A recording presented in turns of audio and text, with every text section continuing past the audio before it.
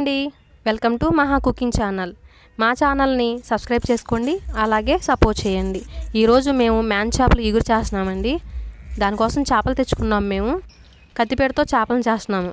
ఎలా చేస్తున్నామో చూడండి అండి. చేపలని పట్టుకుని దానికి మట్టి రాయాలండి. తలా తోక పట్టుకుని ఆ పైన పొలుసు మొత్తం గీరుకోవాలండి. అలాగా దాని పక్కనున్న ఈకలు ఆ తోకలు అన్నీ కట్ చేసుకుని ఆ పొట్లు అలా క్లీన్ చేసుకోవాలండి.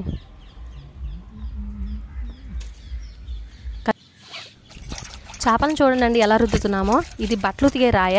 ఆ రాయి మీద చేపలు తోముకుంటాం మేము. ఇలా తోముకోవడం వలన మనం రాసిన మట్టి దానిపైన ఏమన్నా మురికి అలాంటిది ఏమన్నా ఉన్నా నీట్గా అయిపోతాయి అన్నమాట. ఏ టైప్లో అంటే కొత్త బంగారు లోకం సినిమాలో బ్రహ్మానందం గారు మా స్టూడెంట్స్ని చేపలు రుద్దినట్టు రుద్దేస్తామంటారు చూసారా, ఆ టైప్లో రుద్దుకోవాలండి. అప్పుడు చాలా నీట్గా వస్తాయి. చూడండి, నిజంగానే స్టూడెంట్స్ రుద్దినట్లు లేవు అవి. చిన్న చిన్న చేపలు మామూలుగా ఓ గుట్టలాగా వేసేసుకుని తోమేసుకుంటున్నాము. అలా తోమేసుకుంటే మనకి త్వరగా చేసుకోవడానికి వీలుగా ఉంటుంది అన్నమాట. క్లీన్ చేసేసుకున్నామండి. నీళ్లు పోసేసుకొని క్లీన్గా రుద్దేసుకుందాం వాటిని.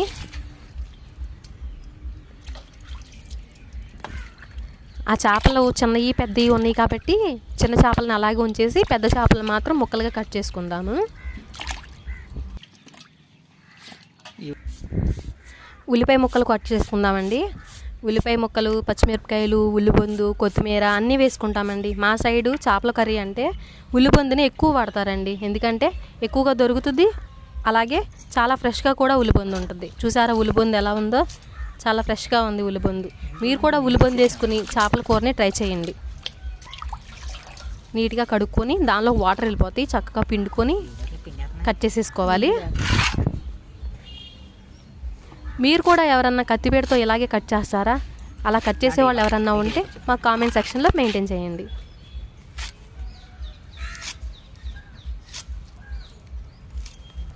అలా కట్ చేసేసుకుంటున్నాము.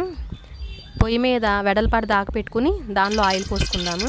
నూనె వేడయ్యాక ఉల్లిపాయ ముక్కలు, మనం కట్ చేసుకున్న ఉల్లిపొందు, కొత్తిమీర, పచ్చిమిరపకాయలు అన్నీ వేసుకుని ఫ్రై చేసుకోవాలండి.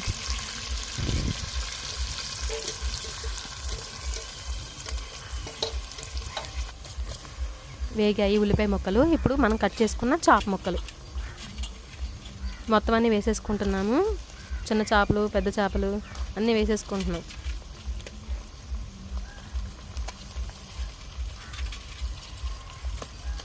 చేపల కూరకి ఎప్పుడు ఇలా వెడల్పాటి దాకే ఉండాలండి.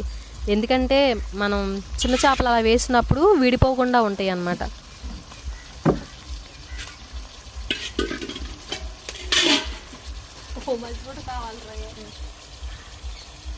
ఒకసారి తిప్పుకుందాము. చేపల కూరలో గరిటె పెట్టకూడదు కాబట్టి ఒక క్లాత్తోనే తిప్పేసుకుందాం.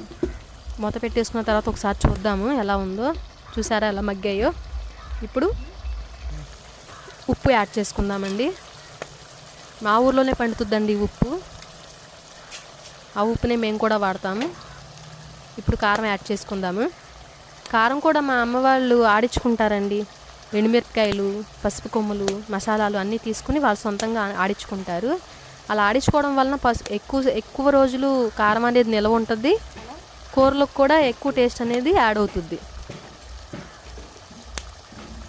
అల్లం వెల్లుల్లిపాయ పేస్ట్, ధనియాలు యాడ్ చేసుకుని ఆ మసాలాని ఈ కూరలో కలుపుదామండి. ఇది ఇగురు కాబట్టి ఈ మసాలా వేస్తున్నాము. మూత పెట్టేసుకుందాం. ఒకసారి చూద్దాం ఎలా ఉందో. ఇప్పుడు నీళ్ళు యాడ్ చేసుకుందామండి.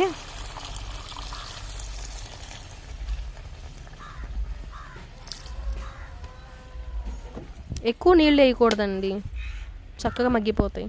ఒకసారి చూసుకుందాము ఎలా ఉందో. అయిపోయిందండి. కొత్తిమీర వేసుకుని ఇంకా సర్వ్ చేసుకోవడమే.